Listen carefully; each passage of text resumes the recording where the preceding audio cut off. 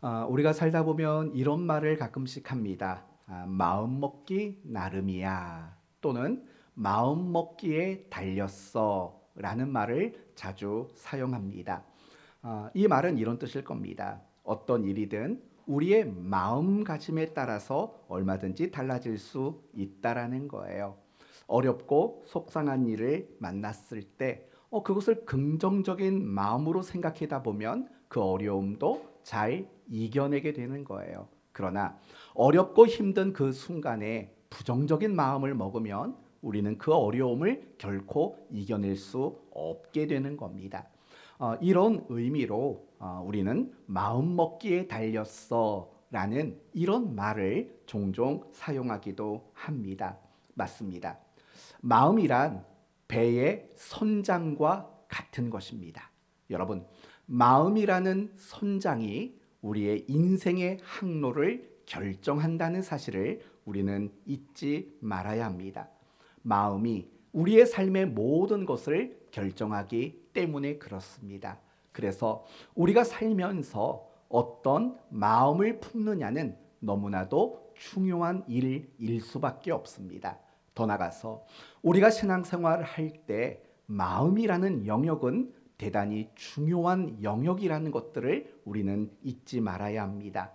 오늘 본문 역시 마음이 얼마나 중요한 것인가를 우리에게 소개하고 있습니다. 그러므로 오늘 본문을 통해서 마음이 왜 중요한가를 확인하고 우리의 마음을 어떻게 가꾸고 우리의 마음을 어떻게 지켜낼 수 있는가를 함께 확인하고 배우는 그런 시간을 가지려고 합니다.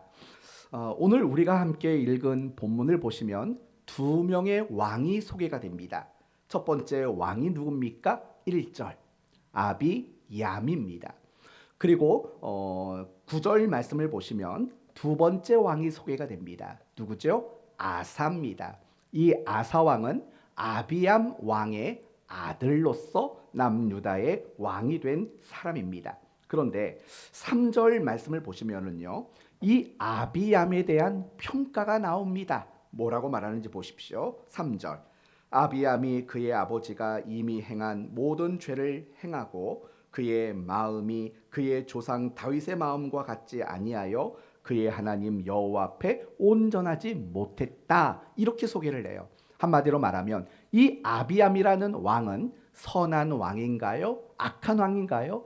대단히 악한 왕이었다라는 거예요. 왜냐하면 이 왕이 우상 숭배를 허용했고 자기 자신도 그 우상 숭배에 동참한 사람이기 때문에 그래요. 그러면 두 번째 아사 왕에 대한 평가는 어떤지를 보세요. 11절 말씀을 보시면 아사가 그의 조상 다윗과 같이 여호와 보시기에 정직하게 행하여. 여러분, 이 말은 아사 왕이 선한 왕이랄까요? 아니면 악한 왕이라는 걸까요? 선한 왕이었다라고 말하고 있는 거예요. 그래서 그가 한 일이 뭐냐면 모든 남색하는 자들을 그 땅에서 쫓아냈대요. 12절 남색하는 자.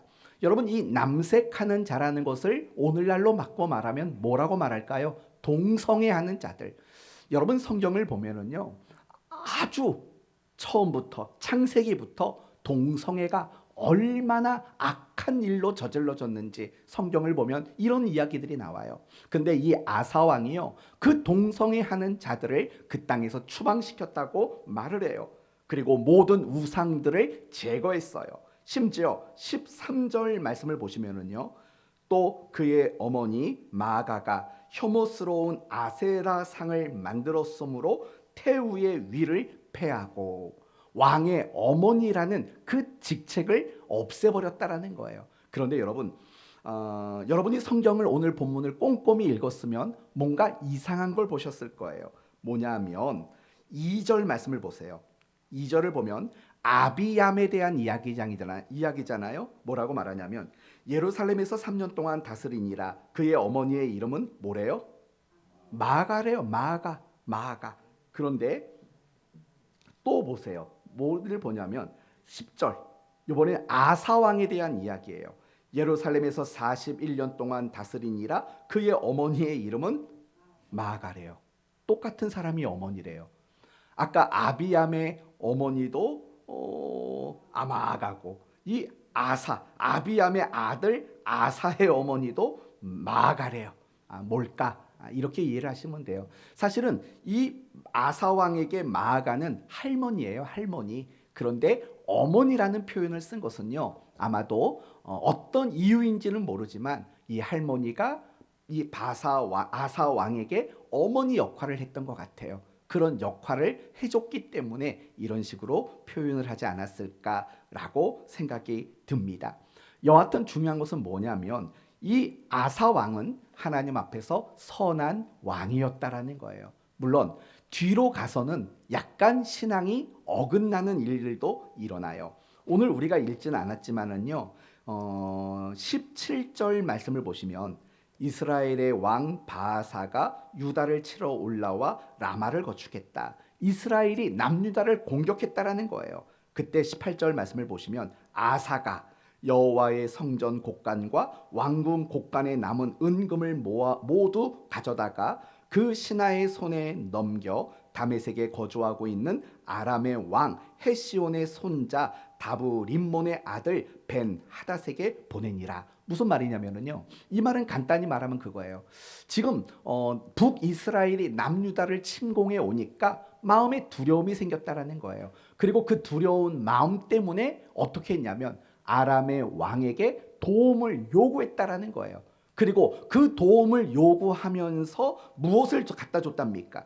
성전에 있던 은금을 모아다가 갖다 줬대요. 그런데 15절로 올라가 보시면은요, 그가 그의 아버지가 성별한 것과 자기가 성별한 것을 여호와의 성전에 받들어 드렸으니 곧 은과 금과 그릇듯이라. 그러니까 지금 이 아사 왕이 아람의 왕에게 갖다 바친 은과 금은 이미 오래전에 자신이 하나님께 바쳤던 것들이라는 거예요. 그걸 가져다가 다시 아람 왕에게 갖다 주고 자기를 좀 도와주십사라고 부탁을 했다라는 거예요. 뭐냐? 이 말은요, 결국 이 아사 왕은 나중에 가서는 하나님을 의지하지를 못했다라는 거예요. 하나님을 의지하지 못했고 도리어 아람의 힘을 의지하는 사람이 되고 말았다라는 뜻인 거예요. 우선 여기서 여러분이 주목할 게 있어요. 그건 뭐냐면 아비얌은 악한 왕이에요. 얌자 들어가니까 좀 나빠 보이지 않습니까? 아비얌, 악한 왕이었어요. 그러나 아사 왕은 선한 왕이었어요. 그러면 여기서부터 오늘 본문을 함께 시작해 보자고요. 무엇이 아비암을 악한 왕이 되게 했을까? 그리고 무엇이 아사 왕을 선한 왕이 되도록 만들었을까? 이 부분이 가장 중요한 거예요. 그러면 여러분 대답은 뭐예요? 여러분 뭐 때문이라고 생각하세요? 아비암이 악한 왕이 될 수밖에 없었던 이유? 아사 왕이 선한 왕이 될 수밖에 없었던 이유? 과연 무엇이 그들을 그렇게 만들었을까요?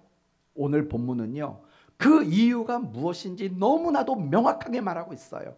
그 이유가 무엇 때문이라고 말합니까? 바로 그들이 품은 마음 때문이라고 말해요. 그들의 마음 때문이다. 3절 말씀을 다시 한번 보시면은요, 이제 여러분이 그게 눈에 보이실 거예요. 아비암이 그의 아버지가 이미 행한 모든 죄를 행하고 그의 마음이 그의 조상 다윗의 마음과 같지 않았다고 말하는 거예요. 지금 이 아비암이 악한 왕일 수밖에 없었던 것이 그의 마음에 문제가 있었기 때문이다 라고 말하는 거예요. 즉 다윗처럼 하나님의 뜻을 따라서 나라를 통치하겠다라는 마음을 품지 못한 거예요. 도리어 백성들에게 인기를 얻고자 하는 마음을 품은 거예요. 그러다 보니까 백성들이 좋아하는 거, 백성들이 관심 갖는 그 일, 그게 바로 우상숭배였죠. 그 우상숭배를 허용하고 자기 자신도 그 우상숭배에 참여하는 이런 일을 저지르게 되었다라는 거예요. 핵심이 뭐냐면 이 아비암 왕이 악한 왕이 될 수밖에 없었던 이유는 그의 마음이 잘못된 거예요. 정말 하나님 앞에 귀한 마음, 하나님이 기뻐하실 만한 그런 마음을 품는 일을 실패했다라는 거예요. 그 마음 때문에 아비암은 악한 왕이었다라고 말하는 거예요. 그러면 아사 왕의 경우를 보세요. 14절 보세요. 14절을 보시면 다만 산당은 없애지 아니하니라. 그러나 아사의 무엇이요? 아사의 마음이 일평생 여호와 앞에 온전하였으며 라고 말을 하는 거예요.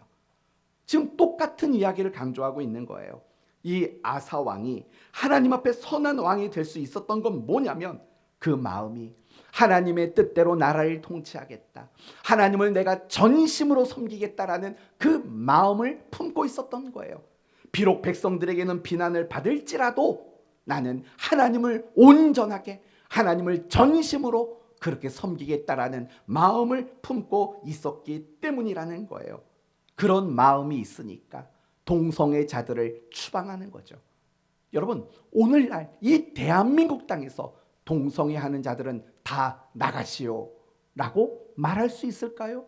그건 결코 쉬운 일이 아닐 거예요. 그러나 이 아사 왕은요, 온 나라에 만연해 있는 그 동성애자들을 그 땅에서 모두 추방시키는 일들을 할 수 있었던 거예요. 조상 때부터 섬겨오던 우상들을 철폐하고 자신의 할머니의 그 태우라는 즉위까지 폐위할 수 있었던 이유는 뭐냐? 그의 마음이 하나님을 향했기 때문에 그래요. 내가 하나님을 전심으로 섬기겠다라는 그 마음을 품고 있었기 때문이라는 거예요. 하나님 앞에서 그 귀한 마음을 품었을 때 그는 선한 왕이 될 수 있었다라는 거예요. 결국 아비암 왕의 이야기, 그리고 아사 왕의 이야기를 통해서 우리가 알 수 있는 것은 뭐냐면 마음이 너무나도 중요하다라는 거예요. 우리가 어떤 마음을 품느냐, 그것이 우리의 말을 결정해요. 여러분, 여러분의 입에서 나오는 말은요, 생각이 결정하는 게 아니에요. 뭐가 결정하는 줄 아세요? 여러분의 마음이 결정하는 거예요. 여러분의 감정은 뭐가 결정할까요? 여러분의 마음이 결정하는 거예요. 여러분의 행동, 여러분의 삶의 모든 것들 무엇이 결정하냐면 바로 마음이 결정한다라는 거예요. 여러분, 오늘 입고 나온 그 옷은 뭐가 결정했을까요? 마음이 결정했어요. 저는 제 아내가 결정해줘요. 아내가 세팅해 놓으면 그대로 저는 입고 나오지 않습니까? 그러나 제 마음이 그것을 허용하지 않는다면 안 입고 나왔겠죠. 우리의 삶의 모든 것은 마음이 결정하게 돼요. 그래서 여러분, 가끔씩 여러분의 생각과 감정이 무너질 때가 있지 않나요? 있어요, 없어요? 그럴 때가 있어요. 여러분의 행복이 무너질 때가 있어요.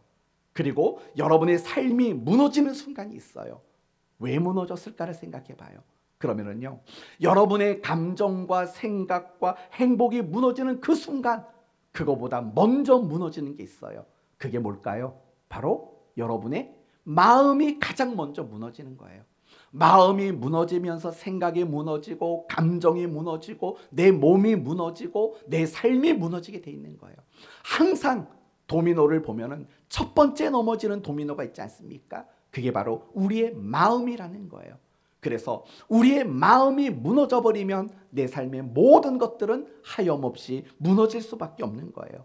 그래서 우리는요, 인생을 살면서 어떤 마음을 품느냐가 너무나도 중요한 일일 수밖에 없는 거예요. 그런데요, 우리의 신앙생활도 마찬가지인 거예요. 어떤 마음을 품었느냐, 그게 내 신앙의 자세와 내 신앙의 수준을 결정한다는 사실도 여러분은 잊지 말아야 되는 거예요. 내가 어떤 마음을 품으면은요, 우리는 신앙의 수준이 높아지게 돼요.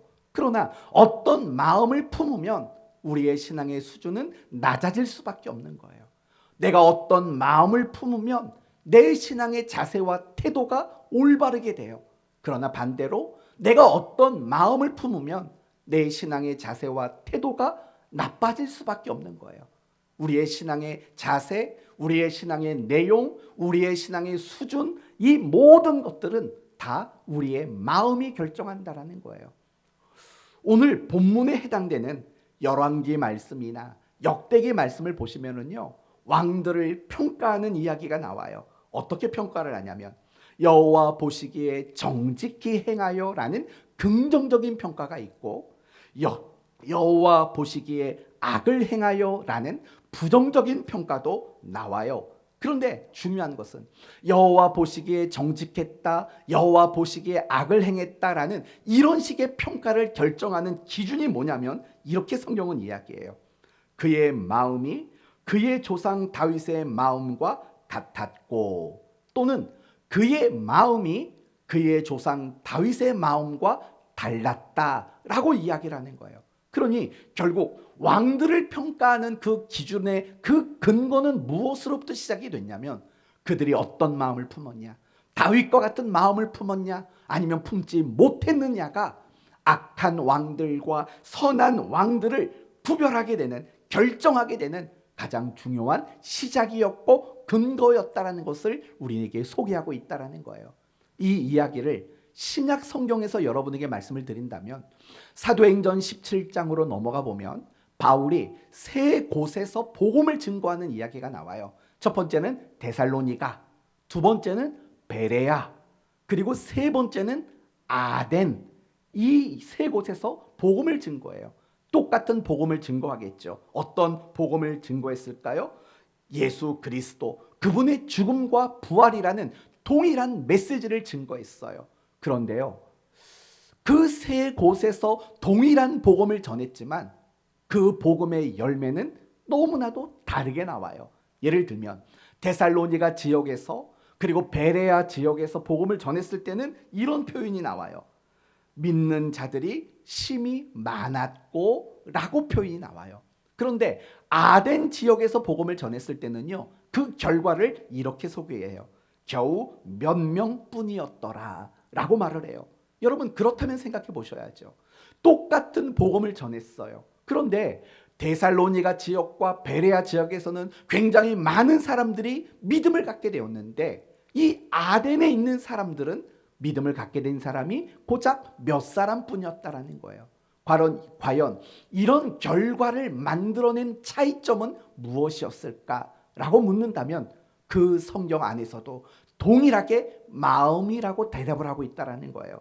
예를 들면 11절 말씀을 보시면은요, 사도행전 17장 11절을 보면 이런 말이 나와요. 간절한 마음으로 말씀을 받고 라고 나오는 거예요. 간절한 마음으로 말씀을 받았대요. 그런데 이 아덴 사람들의 경우에는요, 이렇게 표현이 돼 있어요. 가장 새로 되는 것을 말하고 듣는 이외에는 달리 시간을 쓰지 아니함이러라 라고 말을 하는 거예요.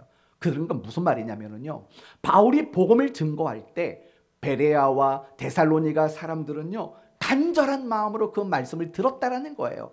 그렇지만 아덴 사람들은 어떻게 들었냐면 호기심, 새로운 어떤 소식에 대한 신선함, 고작 그런 지적인 만족을 가지고 복음을 들었다라는 거예요. 그 결과는요, 믿는 자가 겨우 몇 사람밖에 생겨나지 않는 이런 결과를 만들었다라는 거예요. 결국 마음이 결정했다라는 거예요. 데살로니가 사람들, 베레아 사람들, 그들이 많이 예수를 믿게 된 것은 그들의 마음이 복됐기 때문이라는 거예요. 그러나 아덴 사람들, 그들은 겨우 몇 명밖에는 믿음을 갖지 못했던 것은 그들이 가지고 있는 그 마음이 복된 마음, 올바른 마음이 결코 아니었기 때문이라고 이야기하고 있다라는 거예요. 그래서 여러분, 성경에서 가장 유명한 구절 중에 하나가 신명기 5장의 말씀일 거예요. 너는 마음을 다하고 뜻을 다하고 힘을 다하여 내 하나님 여호와를 사랑하라 라는 말씀이에요. 하나님을 사랑하라요. 이 말 속에는 하나님을 기쁘시게 하고 그분의 말씀에 순종하고 이런 모든 것들이 포함되어 있는 거예요. 그런데 중요한 것은 뭐냐면 이 모든 것을 요구할 때 하나님이 가장 먼저 언급하신 게 뭐냐고요. 너는 무엇을 다하고 마음을 다하고, 마음이 항상 요구되는 가장 우선순위에 두고 있다는 것을 우리는 기억해야 되는 거예요. 어떤 마음을 품느냐에 따라서 우리의 신앙의 수준과 태도와 내용이 결정되게 된다는 거예요. 이걸 간단하게 말하면 이런 거예요. 신앙생활을 잘하는 사람과 못하는 사람의 차이, 신앙이 좋은 사람과 신앙이 안 좋은 사람의 차이는 뭐냐면요, 신앙의 연수가 아니에요. 성경을 얼마나 많이 아느냐의 문제도 아닌 거예요. 그 모든 차이는 결국은 마음이 갈라놓는 거예요. 정말 신앙이 좋다, 신앙생활을 잘한다, 그러면 그 사람의 마음은 분명히 복된 마음이에요. 오늘 본문처럼 말한다면 그 사람들의 마음은 아사왕과 같은 마음을 가진 거예요. 그러나 신앙생활을 잘하지 못하고 신앙이 좋지 못한 사람들의 마음은 결국은 아비암과 같은 마음을 품고 있기 때문이라는 거예요. 모든 건 다 마음이 결정하게 된다는 사실을 잊지 말아야 돼요. 여러분이 지금 주의를 지키고 있는 거, 여러분의 마음이 결정한 거예요. 여러분이 이 시간 예배를 드리고 있는 거, 그것도 여러분의 마음이 결정하는 거예요. 우리의 신앙생활 속에서 마음이 결정하지 않는 것은 아무것도 없다는 사실을 잊지 말아야 돼요. 그 마음이 어느 정도 분량인가가 또는 우리의 신앙의 태도와 자세를 또 결정하게 되는 거예요. 이렇듯이 마음은 중요한 거예요. 여러분이 더 나은 인생을 살기를 원하신다면 여러분의 마음의 문제를 돌보셔야 돼요. 여러분이 신앙생활을 더 잘하기를 원하신다면 여러분은 마음을 중요하게 여길 수 있는 그런 성도가 되어야 돼요. 날마다 마음을 점검하셔야 돼요. 날마다 마음을 가꾸셔야 돼요. 그리고 중요한 것은요, 마음이 그렇게 중요하기 때문에 사탄이 우리를 공격하고 우리를 시험하고 우리를 무너뜨리는 방법의 가장 첫 번째는 뭐냐? 우리의 마음을 건드리는 거예요. 우리의 마음을 건드리고 우리의 마음을 흔들리게 하고 우리의 마음을 무너지도록 만드는 거예요. 항상 사탄은 그렇게 우리를 무너뜨려요. 왜냐하면요, 우리의 마음만 무너지면 우리의 모든 것이 무너질 수 있기 때문이라는 거예요. 그러므로 성도 여러분, 항상 마음을 소중히 생각하셔야 돼요. 그리고 항상 여러분의 마음을 점검하셔야 돼요. 그리고 여러분이 마음을 점검하실 때 특별히 하셔야 할 점검 내용이 있어요. 그건 뭐냐면 내 마음 속에 아사왕과 같은 마음이 있는가? 정말 하나님이 원하시는 마음, 하나님 앞에 귀한 마음들이 내 마음 속에 늘 품어져 있는가? 그런 것들을 여러분은 반드시 점검해 보셔야 돼요. 지금 잠깐 한번 생각해 보시겠어요? 지금 여러분의 마음 속에는 하나님이 보실 때 기뻐하실 만한 그런 귀한 마음이 여러분의 마음에는 품어져 있으세요? 그걸 점검하셔야 돼요. 여러분이 그런 마음이 없이 여러분의 마음이 빈 마음이라면 우리의 신앙은 결코 온전하거나 올바른 신앙의 모습을 가질 수 없기 때문에 그래요. 저는 지금까지 여러분에게 마음이 얼마나 중요한가를 이야기했어요. 그리고 우리는 귀한 마음을 품어야 한다라고 말씀을 드렸어요. 그런데요, 여기서 우리는 한 가지 더 생각할 게 있어요. 그게 뭐냐면 우리가 귀한 마음을 품는 것도 중요해요. 하지만 그거보다 더 중요한 것은 그 마음을 지키는 것이 훨씬 더 중요하다라는 거예요. 여러분, 오늘 본문의 아사왕을 보세요. 하나님 앞에 온전한 마음을 품었어요. 하나님의 뜻대로 나라를 통치하겠다라는 귀한 마음을 품었어요. 잘했어요. 그런데 어느 날 북이스라엘 왕이 공격을 했을 때 그는 마음에 두려움이 생겼던 거예요. 그래서 아람 사람을 의지하는 마음을 품게 된 거예요. 그래서 하나님 앞에 바쳤던 은과 금을 모아다가 아람 왕에게 가져다 주는 일을 하게 되는 거예요. 무슨 말이죠? 결국 이런 거잖아요. 하나님 앞에 온전했던 마음, 그 마음을 끝까지 지키지는 못했다라는 거예요. 물론 나중에 다시 돌아왔겠죠. 하지만 그 순간만큼은 그의 마음을 지켜내지를 못했다라는 거예요. 사실은 우리도 마찬가지라고 생각해요. 우리가 그리스도인으로 신앙생활을 할 때 하나님 앞에 여러 가지 마음을 품을 때가 있지 않습니까? 예배에 대한 마음, 경건 생활에 대한 마음, 순종에 대한 마음, 헌신에 대한 마음, 어떤 기뻐하실 만한 귀한 마음들을 우리는 품을 때가 많이 있어요. 그런데 중요한 것은 때때로 그 마음들을 우리는 지켜내지 못할 때가 너무나도 많이 있다라는 거예요. 결국에는요, 우리가 귀한 마음을 품는 것도 중요해요. 하지만 그 마음을 지켜내는 싸움, 그리고 그 마음을 지켜내는 것을 이겨내는 것들이 사실은 너무나도 중요한 일이라는 거예요. 우리가 그리스도인으로서 우리가 그리스도인답게 살지 못하는 이유는 뭐냐? 사실은 마음 지키기에 실패했기 때문에 그래요. 우리가 죄를 짓는 이유가 뭐냐? 마음 지키는 일을 실패하기 때문에 우리는 죄를 짓게 되는 거예요. 내가 신앙생활이 잘 되지 않는 이유도 마찬가지인 거예요. 마음 지키기를 실패할 때 우리는 신앙생활을 잘할 수가 없게 되는 거예요. 그래서 성경이 우리에게 그토록 강조하고 있는 내용들이 다 그런 얘기예요. 잠언서 4장 말씀을 보시면 무릇 지킬 만한 것보다 더욱 뭘 지키랍니까? 내 마음을 지키라. 생명의 근원이 이에서 남이다 라고 말해요. 놀랍지 않아요? 우리가 마음을 지키는 그것이 생명의 근원이 여기서 나온대요. 모든 것들의 출발이 마음을 지키는 거라고 말하는 거예요. 잠언서 16장 노하기를 더디하는 자는 용사보다 낫고 자기 마음을 다스리는 자는 뭘 뺏는 것보다 낫대요. 성을 빼앗는 것보다 나으니라라고 말을 해요. 우리의 마음을 지키는 것, 그게 얼마나 중요한가를 잠언서는 우리에게 말하고 있어요. 골로새서 3장에도 이런 말이 나와요.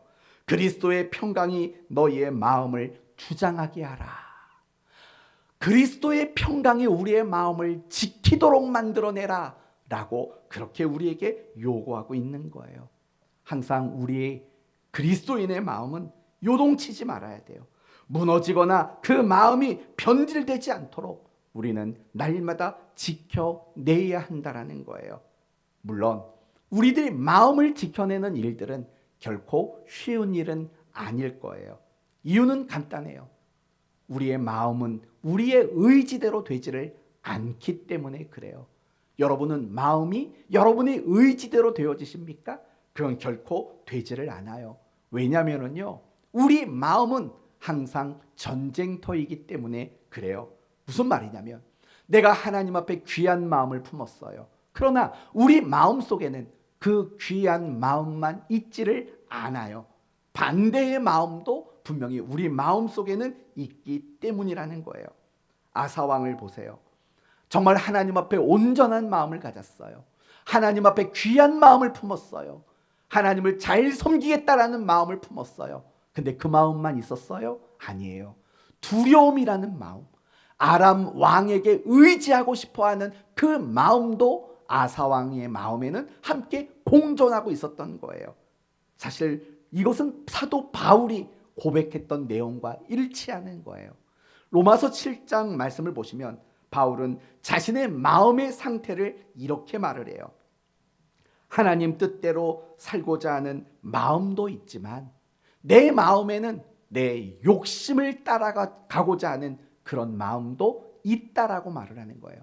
내 마음의 법과 또 다른 법이 싸우는도다 라고 바울은 이야기를 하고 있어요.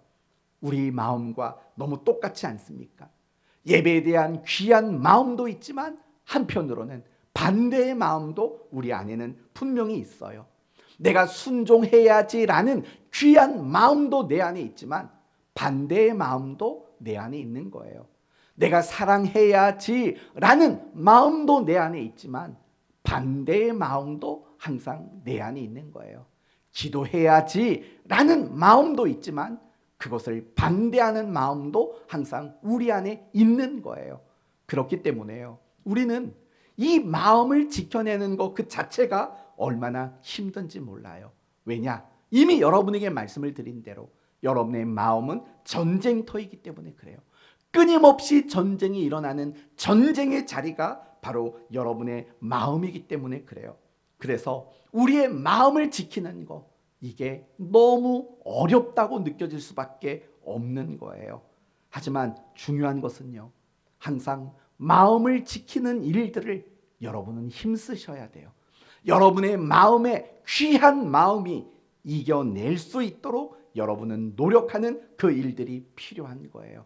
마음을 지키지 못하면 우리는 그리스도인답게 살지를 못해요. 마음을 지켜내지 못하면 우리는 올바른 신앙생활을 할 수 없게 되는 거예요. 마음을 지켜낼 수 있는 여러분이 되셔야 되는 거예요. 여러분의 신앙생활에 어떤 어려움이 생기고 여러분의 신앙생활에 힘겨움이 생긴다면 다른 거 생각하지 마세요. 여러분의 마음만 생각하시면 돼요. 내 마음이 지금 무너지고 있구나. 지금 내가 내 마음을 지켜내지 못하고 있구나라고 여러분은 생각할 수 있는 지혜가 있었으면 좋겠어요. 그래서 하나님 앞에 귀한 마음을 끊임없이 품으시고 그리고 그 마음을 끝까지 지켜낼 수 있는 여러분이 되셨으면 좋겠습니다. 그러면 끝으로 우리의 마음을 어떻게 지켜야 할까 간단히 말씀을 드리도록 하겠습니다. 첫 번째는요, 기도하는 거예요. 기도하는 것. 왜냐하면요, 이미 여러분에게 말씀드린 것처럼 우리 스스로는 우리의 마음을 지켜낼 수 없기 때문에 그래요. 그래서 빌립보서 4장 6절 이하에 나오는 말이 뭐냐면 아무것도 염려하지 말고 다만 모든 일에 기도와 간구로 너희 구할 것을 감사함으로 하나님께 아뢰라. 그 다음이 뭐지요? 그리하면 모든 지각에 뛰어난 하나님의 평강이 그리스도 예수 안에서 너희의 마음과 생각을 지키시리라. 하나님이 지키신다라고 그렇게 말씀하고 있는 거예요. 여러분, 누가 마음을 안 지키고 싶겠어요? 누구나 마음을 지키고 싶어 한다고요. 그러나 그게 우리의 의지와 우리의 힘만으로는 되어지지를 않아요. 그건 하나님이 지켜주셔야 돼요. 그래서 여러분, 항상 여러분의 기도 속에는 여러분의 마음을 위한 기도가 있어야 되는 거예요. 하나님, 제 마음을 지켜주세요. 하나님, 제 마음이 나쁜 마음을 이기게 해주세요라고 여러분은 기도하셔야 되는 거예요. 그런데 여러분, 여러분의 기도를 한번 생각해 보세요. 과연 여러분의 기도는 여러분의 마음을 지키는 일을 위해서 기도가 드려지고 있는지를 생각해 보세요. 어쩌면 우리는 내 마음이라는 것을 놓고 기도하는 일에 우리는 굉장히 소홀함이 있지 않았는가 생각이 되어지는 거예요. 저는 하나님이 여러분이 기도하실 때 여러분의 마음을 만져주시고 여러분의 마음을 회복시켜 주시고 여러분의 마음을 지켜주시는 그런 은혜가 날마다 여러분에게 나타나게 되기를 바라요. 여러분이 하나님 앞에 날마다 여러분의 마음의 문제를 놓고 기도할 수 있었으면 좋겠어요. 그게 정말 중요한 기도이기 때문에 그래요. 이렇게 하나님 앞에 우리가 기도하지 않는다면 우리의 마음을 지켜낼 수 있는 방법은 없어요. 그리고 중요한 두 번째는 여러분의 마음을 지키는 것. 그게 축복이라는 사실을 잊지 마셔야 돼요. 더 정확히 말하면 여러분이 하나님 앞에 신앙적으로 어떤 귀한 마음을 품지 않습니까? 예배드리겠습니다. 경건 생활하겠습니다. 순종하겠습니다라는 이 마음을 지켜내는 것이 축복이라는 사실을 우리는 잊지 말아야 돼요. 반대로 생각해 봅시다. 우리 마음이 흔들릴 때는 언제일까요? 내가 왜 그래야 돼? 라는 어떤 손해가 생각되어질 때 우리 마음은 반드시 흔들려질 수밖에 없는 거예요. 그러나 그렇지 않아요. 내가 하나님 앞에 품은 어떤 귀한 마음을 지켜내는 것은 우리를 축복되게 만든다는 것을 여러분이 아셔야 돼요. 오늘 본문을 보면은요, 아비암은 선했습니까? 악했습니까? 악한 왕이었어요. 하나님보다는 백성들에게 잘 보여서 통치를 오래 하겠다라고 마음을 먹은 사람이에요. 그런데 흥미로운 것은요, 2절 말씀을 보세요. 2절 말씀을 보시면 이 아비암이 결국은 몇 년을 통치했다고 말할까요? 고작 3년이에요. 3년. 백성들 잘 보여서 오래 통치하겠다고 마음먹은 그는 고작 3년이에요. 그러나 아사왕은 하나님 앞에 귀한 마음을 품고 왕이 되었지 않습니까? 몇 년을 통치했을까요? 10절을 보세요. 10절. 40년을 통치했대요. 41년. 그래, 41년을 통치했다고 말하는 거예요. 여러분, 바로 이걸 보시라는 거예요. 뭐냐? 하나님은 귀한 마음을 품고 지켜내는 자들을 결국은 축복하는 거죠. 아비암은 그 마음을 품지 않았으니, 그리고 인간적으로 노력했는데 고작 3년이었지만 귀한 마음을 품고 지켜내려고 했던 아사왕은 41년을 통치하게 되었어요. 결국 성경은 이런 이야기가 얼마나 많이 나오는지 몰라요. 내가 하나님 앞에 죄를 짓지 않겠다라는 이 귀한 마음을 지키려고 했던 요셉을 축복하셨고, 내가 절대로 신앙의 갈등과 타협을 하지 않겠다고 귀한 마음을 품었던 다니엘과 그 친구들을 축복하셨고, 내가 하나님의 성전을 지어 드리겠다라고 마음을 먹었던 다윗을 하나님이 축복했다는 사실을 기억하셔야 돼요. 여러분도 마찬가지인 거예요. 여러분이 하나님 앞에 품은 그 귀한 마음을 지켜낼 때 그게 여러분을 복되게 만든다는 사실을 기억하셔야 돼요. 그리고 끝으로 한 가지 더 말씀을 드리면, 여러분의 그 귀한 마음을 서로 나누셨으면 좋겠어요. 혼자만 품지 마시고 서로 그 마음을 나누셔야 돼요. 혹시 여러분은 각서라는 걸 써보신 적 있습니까? 각서. 또는 여러분 반성문이라는 걸 써본 적 있으십니까? 없으세요? 옛날에 우리 교회 성도 중에 어떤 한 남자 성도가 각서를 수십 장 쓴 사람이 있어요. 수십 장. 안에 속 썩여 놓고 다시는 그러지 않겠다고 각서를 쓴 사람이 있어요. 각서를 쓰면 좀 효과가 있을까요?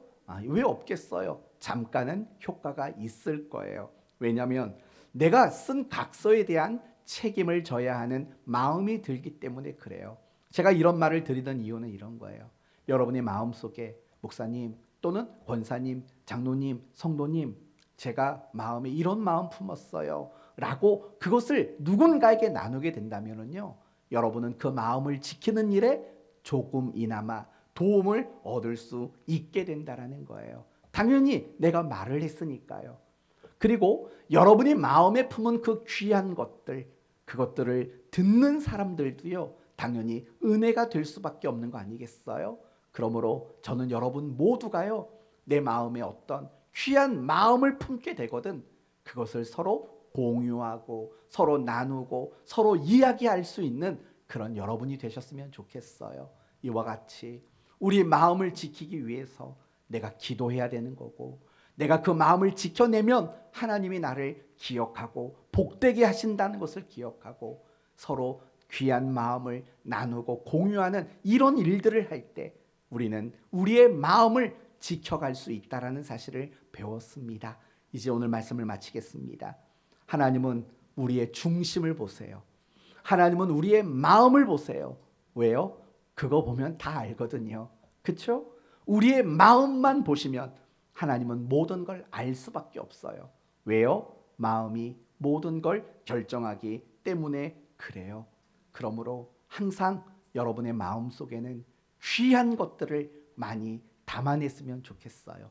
그리고 여러분의 마음 안에 담아낸 그 귀한 것들을 끝까지 지켜냈으면 좋겠어요. 그래서 늘 마음 지키기를 여러분이 잘하셔서 항상 건강하고 항상 올바른 그리스도인의 삶을 살아감으로 그런 여러분을 향해서 하나님이 축복하시는 그런 복된 인생 살게 되시기를 예수 그리스도의 이름으로 축원드립니다. 아멘.